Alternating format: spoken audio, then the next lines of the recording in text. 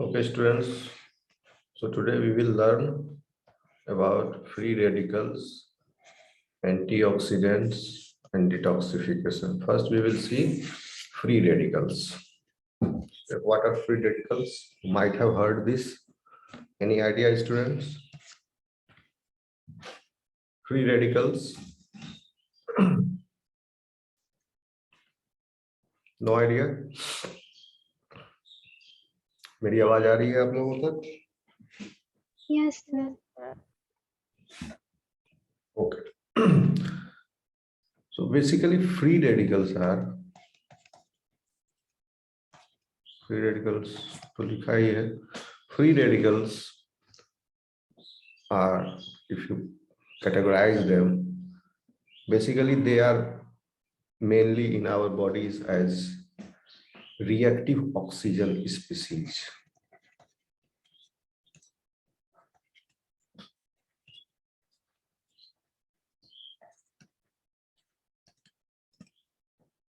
And reactive nitrogen species.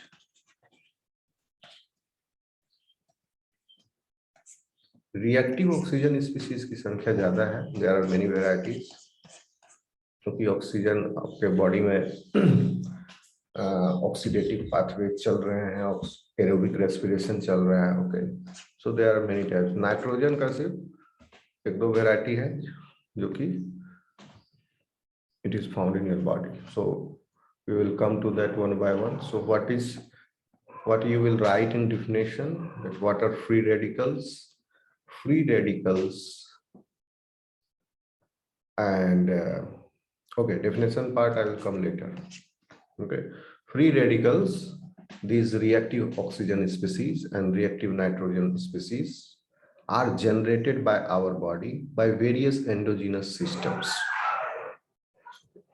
Various endogenous systems means various pathways, metabolic pathways that is going in your different types of cells in different types of tissues. Okay, so and also to the exposure of different physiochemical conditions. Okay, and this will lead to a pathological state in your body.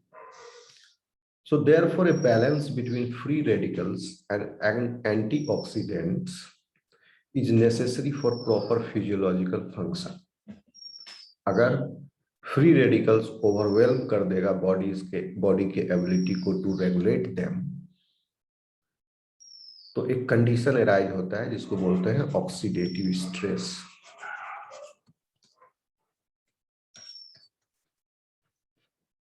यानी body में आपके free radicals ज्यादा generate हो रहे हैं.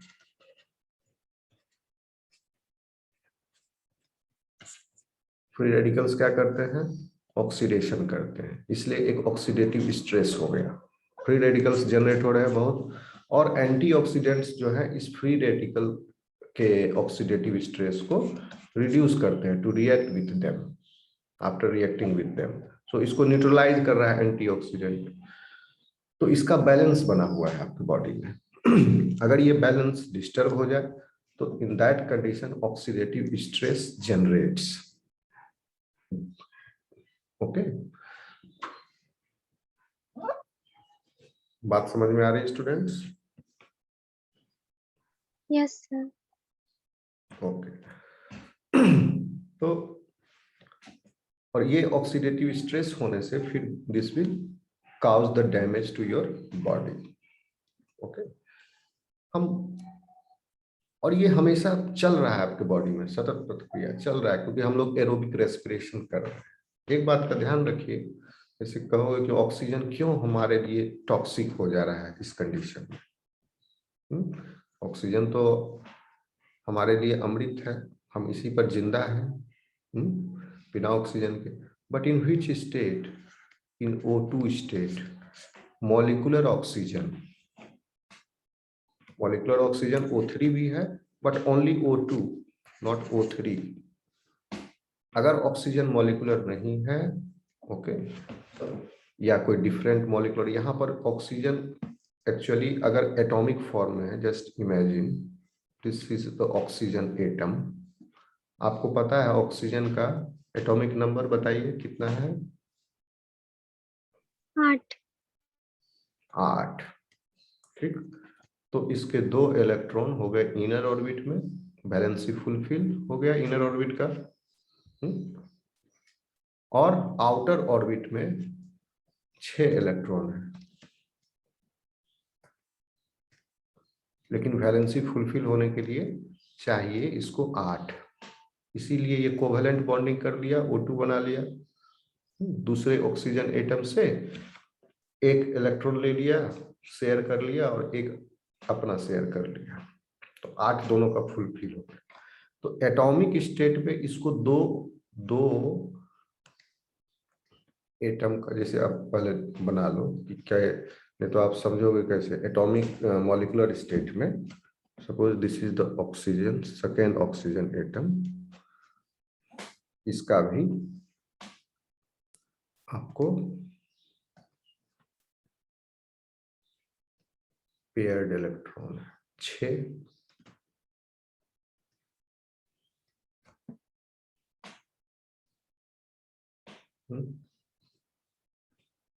Now it has shared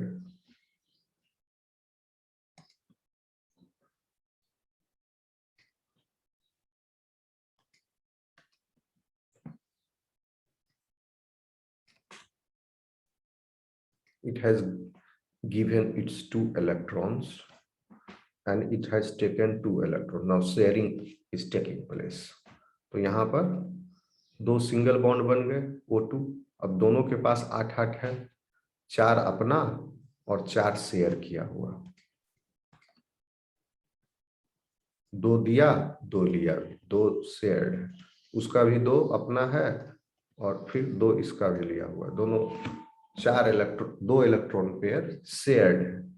तो ये हो गया आपका फिगर, दिख रहा है स्टूडेंट्स? Yes sir. हो गया। और दोनों ऑक्सीजन एटम का 8 वैलेंसी फुलफिल्ड है, तो it is in stable state, और यही आप यूज करते हैं अपने एरोबिक रेस्पिरेशन में। अगर अब देखिए ये अमृत है आपके लिए, it is required for your survival. हम लोग इसी को यूटिलाइज करने के लिए इवॉल्व हुए हैं। हमारे मेटाबॉलिक पाथवेज, रेस्पिरेट, ऑक्सीडेट, आपका इलेक्ट्रॉन ट्रांसपोर्ट चेन में इसी ऑक्सीजन को हम as a final electron acceptor use करते हैं। Okay, because oxygen is highly electronegative. अब ऑक्सीजन अगर इस स्टेट से कोई भी स्टेट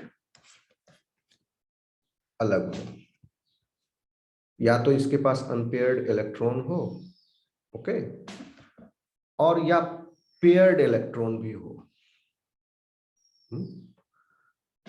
समझ रहे हो? पेयर इलेक्ट्रॉन मतलब इसने इलेक्ट्रॉन ले लिया किसी से नेगेटिव चार्ज। कुछ ऐसे स्पीसीज हैं नेगेटिवली चार्ज, या अनपेयर्ड स्टेट है उसमें चार्ज नहीं है। दोनों कंडीशन में यानी कोई भी डेरिवेटिव इसका वो that will be that is toxic for your body. जैसे कि अगर O माइनस, आगे हम बताएंगे लिस्ट में आपको कौन कौन से हैं ऑक्सीजन रिएक्टिव स्पीसीज जो कि आपके बॉडी के लिए हानिकारक है। O2 माइनस, H2O2, ये तो चार्ज्ड वन है, O2 माइनस, H2O2 ये अनचार्ज है,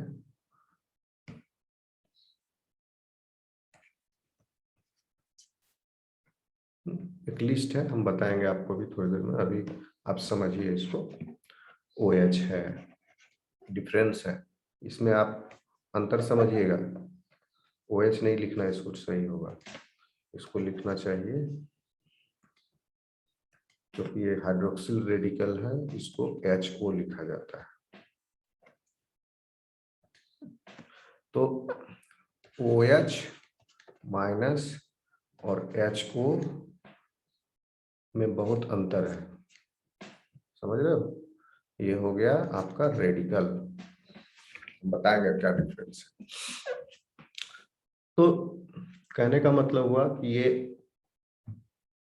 these radicals are getting produced in your body continuously, and the free radicals adversely alter biomolecules like lipids, proteins, even DNA in your cell, and they trigger a number of human diseases by damaging them.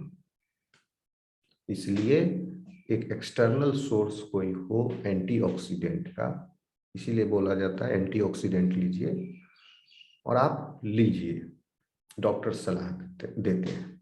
कुछ natural antioxidants हैं जैसे कि beta carotene, vitamin C, vitamin D, E, sorry D नहीं, ई।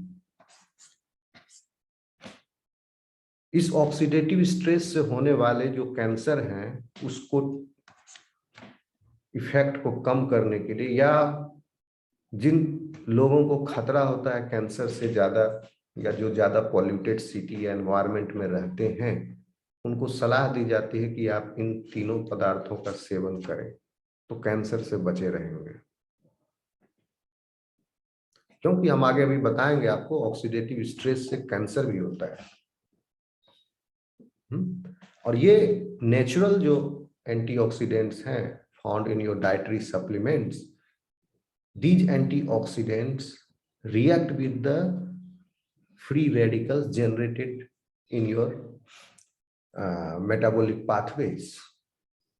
आगे मैं बताऊंगा कैसे आप जो लिपिड लेते हैं, फैट मॉलिक्यूल, में डिटेल में जाऊंगा तो फिर लंबा लेक्चर होगा, फिर टाइम ज्यादा लगेगा, लेकिन आप जान लीजिए कि लिपिड मेटाबॉलिज्म में यानी डाइटरी सप्लीमेंट में आप अगर कोई ज्यादा सैचुरेटेड फैटी एसिड्स या फैटी डाइट ले रहा है, ओके, नॉन वेजिटेरियन डाइट्स है, उसका बहुत कंटिन्यू हो रहा है, तो उसके ब्लड वेसल के एंडोथेलियल सेल्स में एलडीएल का प्रोडक्शन बहुत होता है।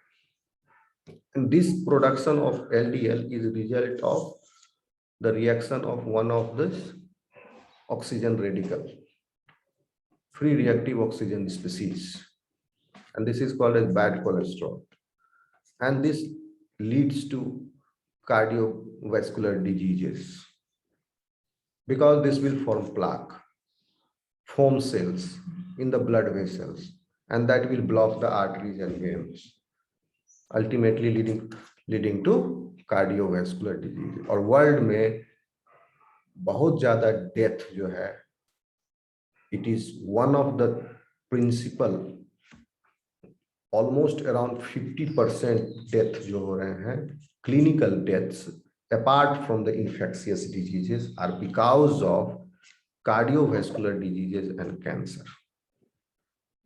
Okay, apart from injury, apart from infectious diseases, okay, not only this, free radicals also contribute to the aging process because oxidative stress damages, some damage happens, it is continuous damage to your cell. Your cell is damaging continuously every second, and how much it is getting damaged, that will be decided by chromosomal aberrations भी हो रहा है, that also will contribute to its effect। Okay, so amount of free radicals generated in your body as a result of the normal physiological processes and metabolic pathways minus the level of antioxidants that will neutralize its effects, and the effect, this balance, after this subtraction, this will balance it. Even after this, some free radicals are still there in your body. It is still there, but in less in amount. So that will contribute to its damage, and this damage slowly accumulates, over the period of time and you age. आ रहा है student समझ में? Yes, sir. इसीलिए सलाह दी जाती है कि ageing जवान दिखने के लिए, एजिंग कम दिखने के लिए, ओके, घटाने के लिए, कैंसर से बचने के लिए, to maintain a healthy state of the body, antioxidant should be present in your diet. तो क्या हुआ कि बहुत सारे सिंथेटिक एंटीऑक्सीडेंट्स का निर्माण होने लगा और वो pharmacological store, drug store, pharmacy store पर वो उपलब्ध होने लगे और डॉक्टर्स को भी एमआर ने खूब प्रचार किया, ये एंटीऑक्सीडेंट खिलाइए, ये एंटीऑक्सीडेंट खिलाइए। लेकिन बाद में कुछ एंटीऑक्सीडेंट्स जो हैं वो ह्यूमन हेल्थ के लिए काफी डेंजरस साबित हुए, फिर उन पर रोक लगाया गया। तो इस एरिया में काफी रिसर्च होने की जरूरत है और हो भी रहा है। Many antioxidants are coming in the market, but people are not taking it. Doctors are not accepting it. Instead, they are advising the patients to take these natural substances as antioxidants. Beta carotene क्या है? Vitamin A का precursor है, related with vitamin D. ए, गाजर जो खाते हो उसमें बीच में येलोइश पोर्शन जो है, दैट इज बीटा कैरोटीन। ये पिगमेंट है एक तरह का। सो ये नॉन टॉक्सिक इफेक्ट को नेचुरल, मतलब कोई ऐसा नेचुरल सब्सटेंस हो जो उसका इफेक्ट नॉन टॉक्सिक हो, लाइक दिस, ये दिया जाए। आ रहा है स्टूडेंट समझ में? Yes, sir. तो देखिए ये कितनी अजीब बात है। It is very ironic that oxygen, an element which is very essential, in fact indispensable, इसके बिना काम ही नहीं चलेगा for your life, but under certain situations has deleterious effects on the human body. And the most of these potential harmful effects of oxygen are due to the formation and activity of, because after formation their adverse effect will be there, so it is forming in your body. Okay, so formation and the activity of a number of chemical compounds, and those chemical compounds are mainly reactive oxygen species, and these are belonging to free radicals. These are the free radicals which are generated in your body. There are many types of free radicals, बहुत सारा है, chemical industry में भी है, okay, generate हो रहा है। लेकिन हमको मतलब है पढ़ना किसे, जो बॉडी के अंदर जनरेट हो रहे हैं, okay. So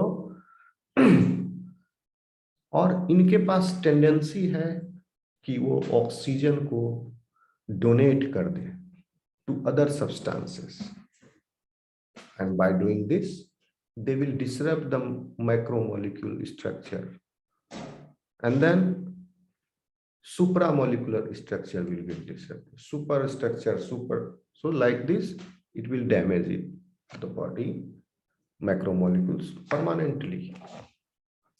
So free radicals and their its counterpart antioxidants have become very useful to look upon, okay, and very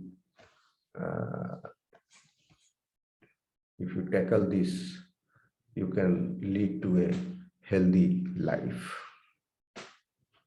So what are free radicals? What you will write in the examination if the definition is asked. तो आप लिखोगे a free radical can be defined as any molecular species a free radical can be defined as any molecular species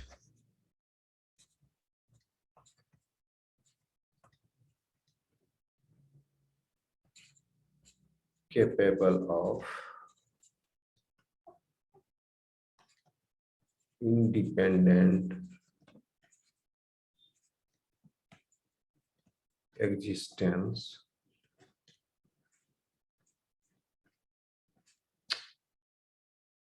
that contains an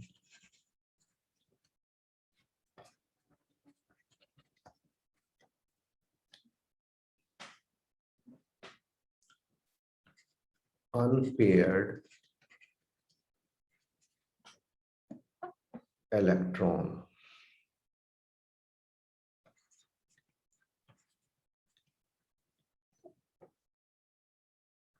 in an atomic orbital. That's it. Okay. Here you can say that the presence of an unpaired electron results in certain common properties that are shared by most radicals. Okay. And many radicals are unstable and they are highly reactive because of this. They can either donate an electron to or accept an electron from other molecules. Okay. तो इस प्रकार से वो ये free radical अगर electron donate कर रहे हैं तो वो कैसे बिहेव कर रहे हैं, ऑक्सीडेंट, और इलेक्ट्रॉन अगर एक्सेप्ट कर रहे हैं तो they are behaving as reductant. So these free radicals behave as oxidant and reductant. Okay. सबसे ज्यादा इसमें जो डैमेज करता है, इम्पोर्टेंट है, इसकी वजह से कैंसर भी हो जाता है और सबसे ज्यादा कंट्रीब्यूट करता है. नहीं, बहुत सबसे ज्यादा नहीं, बहुत ज्यादा कंट्रीब्यूट करता है. और कार्डियोवैस्कुलर डिजीजेस को वो है आपका hydroxyl radical. Hydroxy radical. Hydroxyl radical आपका ये है हाइड्रोक्सिल रेडिकल HO. ये OH से भिन्न है. ठीक है, देखो कैसे भिन्न हम बताएंगे अभी जब सब रेडिकल का स्ट्रक्चर बताएंगे, that time I will tell you. आ रहा है स्टूडेंट समझ में? Yes, sir. बस पानी थोड़ा प्यास है. फ्रिज में लगा था पूरा आइस बन गया, अब मेल्ट हो गया.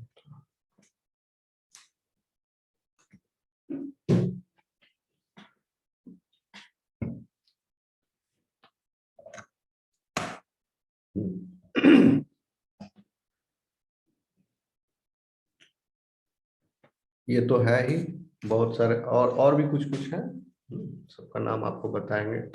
जैसे सुपर ऑक्साइड एनायन रेडिकल है, हाइड्रोजन परऑक्साइड भी है, हाइपोक्लोराइट है, नाइट्रिक ऑक्साइड रेडिकल है, परऑक्सीनाइट्रेट रेडिकल है. So there is a list. ठीक है, तो ऐसा है, पहले लिस्ट ही आपको बता देते हैं, एग्जांपल बता देते हैं पहले. ओके स्टूडेंट्स,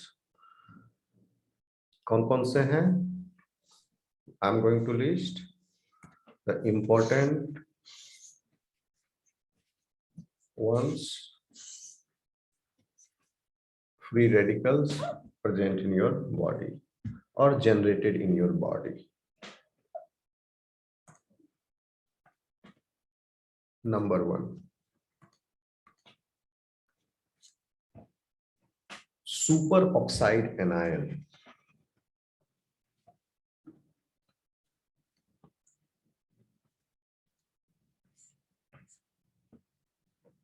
फॉर्मूला है O2 माइनस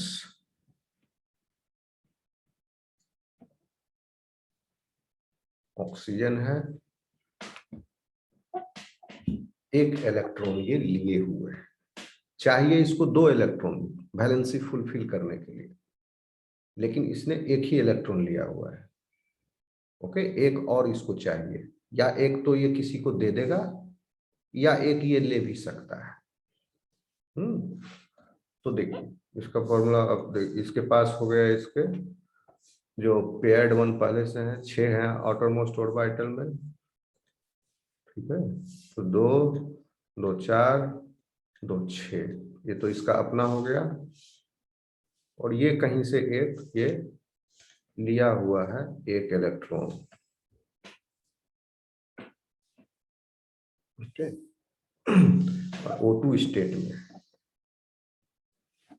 तो इट इज O2 हो गया 1 एंड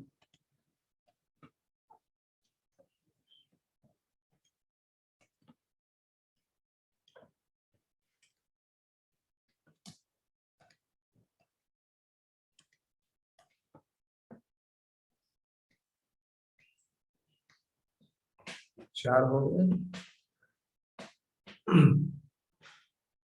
फिर यहाँ से एक बॉन्ड बनाए हुए हैं, नहीं एक बॉन्ड नहीं होगा, डबल बॉन्ड होगा।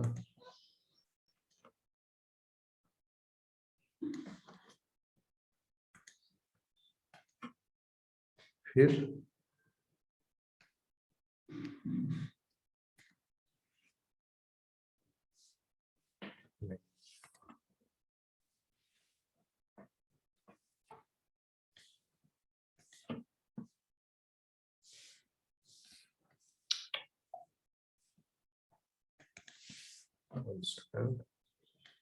ये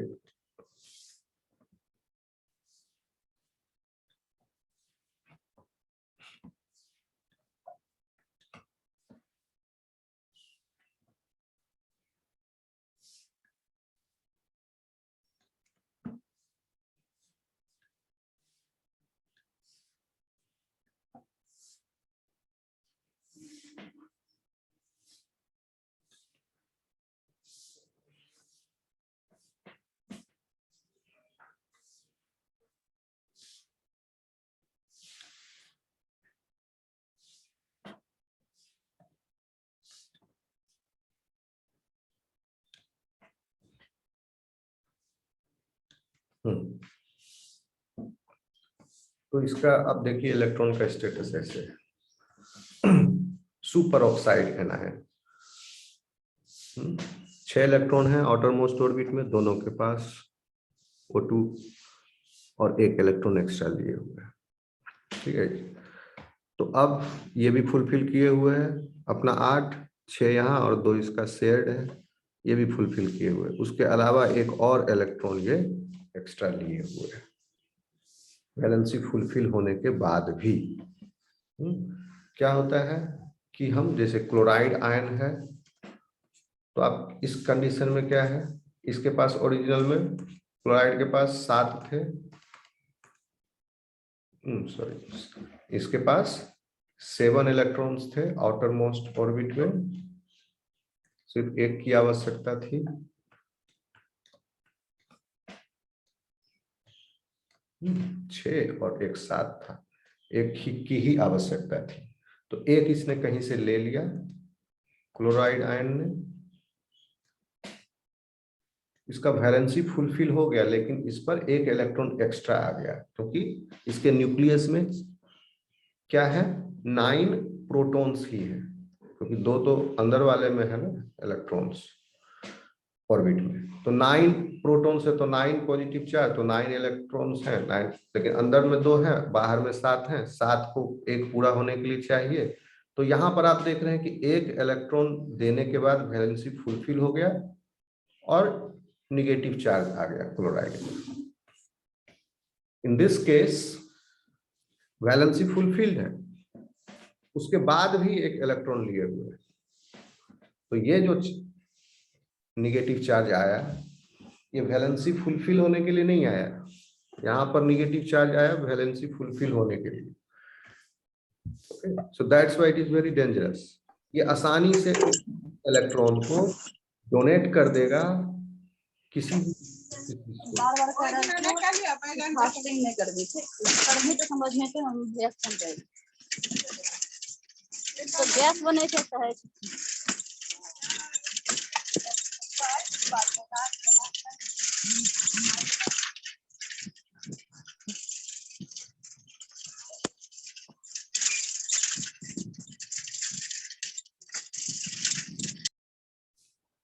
removed.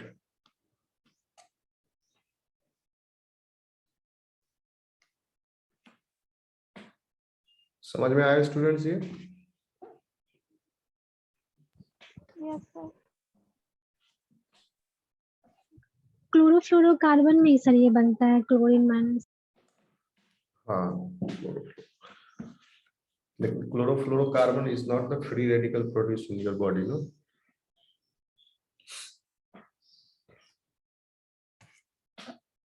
Now, the second one, this is superoxide anion, O2।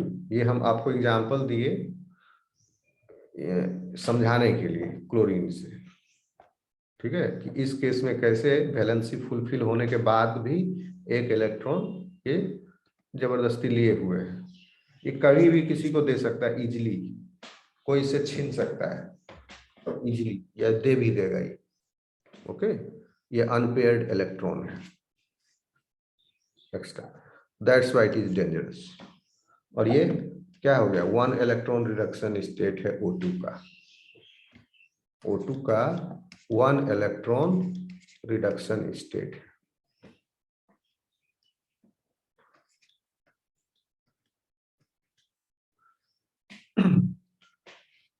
Electron transport chain में प्रोड्यूस होता है और ये